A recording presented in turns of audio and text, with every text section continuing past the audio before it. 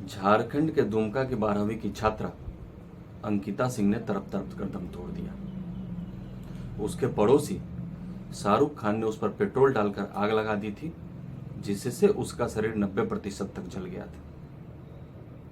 वह लफंगा कई दिनों से अंकिता को परेशान कर रहा था, लेकिन उसके खिलाफ कोई कार्रवाई नहीं हुई। अगर कार्रवाई की गई होती तो आज अंकिता जिंदा होती। अंकिता को जली हुई हालत में अस्पताल ले जाया गया, लेकिन उसकी जान नहीं बचाई जा सकी। उसकी गलती सिर्फ इतनी थी कि उसने उस लड़के की दोस्ती कबूल नहीं की। अब इसे लेकर झारखंड से लेकर दिल्ली तक राजनीति हो रही।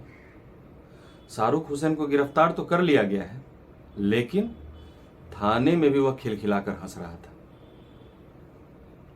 शाहरुख हुसैन को ना तो कोई पछतावा है और ना ही भारतीय कानून का डर। मीडिया वाले हंसते हुए शाहरुख की वीडियो दिखा रहे हैं। शाहरुख की यह हंसी भारत की लचर न्याय व्यवस्था के गाल पर करारा तमाचा है। हमारे देश की न्यायपालिका, कार्यपालिका और विधायिका को अपने सेकुलर छवि को बचाने की चिंता है, तो फिर ऐसे में किसी अंकिता की चिंता कौन करे। देश में न जाने कितनी अंकिता शाहरुखों और इनके जैसे अन्य पशुओं के द्वारा इसी तरह जलील होती रहेंगी, जलाई जाते रहेंगी, और हमारा समाज 2 से 4 दिनों तक छाती पीटकर मातम मनाता रहेगा और उसके बाद इस घटना को भूल जाएगा। अगर हम संवेदनशील हैं तो ये घृणास्पद खबर हमें स्पर्श कर जाती है, अन्यथा केवल यही प्रतिक्रिया होती है कि फिर वही लव जिहाद में हुई हत्या और बलात्कार की खबर। इसमें नया क्या है? ना यह शब्द नया है, ना यह कुकृत्य नया है। हर बार बस पीड़िता नहीं होती है और पशुता और क्रूरता की सीमा को लांघने वाला अपराधी नया होता है। ये समाज के वो अपवादी वर्ग हैं जो स्त्री को केवल भोग्या के रूप में देखते हैं। इनकी विकृत और गंदी सोच सस्ते चुटकुलों से लेकर इंटरनेट पर परोसे जाने वाले घटिया फोटो तक और आज के सिनेमाओं में हर जगह दिखाई देती है। हमारी सामाजिक मानसिकता भी स्वार्थी हो चली। कई ऐसे मामले हमारे आस पड़ोस में घटित होते हैं, लेकिन हम स्वयं को इससे दूर रखते हैं और केवल पीड़िता के प्रति संवेदनाओं के द्वारा अपराधियों को बुरा कहकर अपने मन के गुब्बार को शांत करते हैं। लेकिन इससे अपराधियों में सामाजिक स्तर पर डर और कानून का भय नहीं बन पाता। तभी तो आज शाहरुख पुलिस स्टेशन में भी हंस रहा है।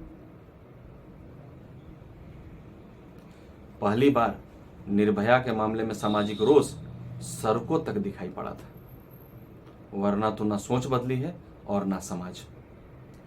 अब भी हालात शर्मनाक ही हैं।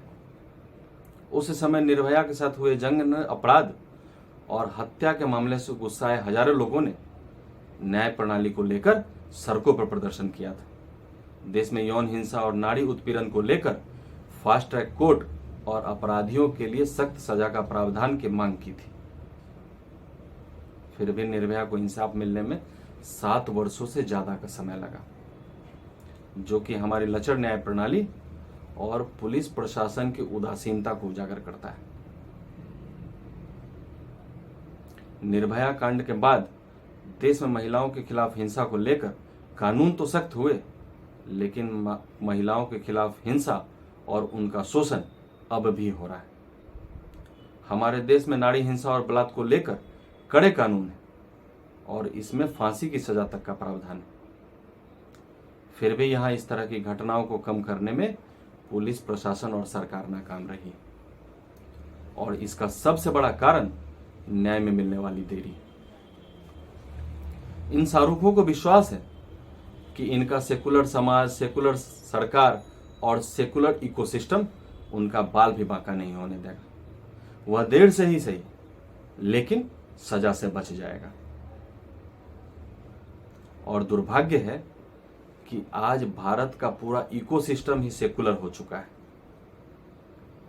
झारखंड की सरकार भी सेकुलर है। अगर भाजपा सरकार भी होती तो क्या कर लेती?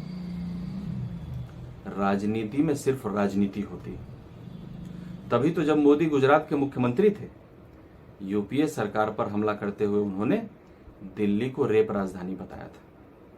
और आज जब वे प्रधानमंत्री हैं तो राहुल गांधी भारत को रेप का देश बताते हैं। सब राजनीति करते हैं, कोई इस घृणात्मक कुकृत्य पर त्वरित सजा का प्रावधान नहीं बनाता।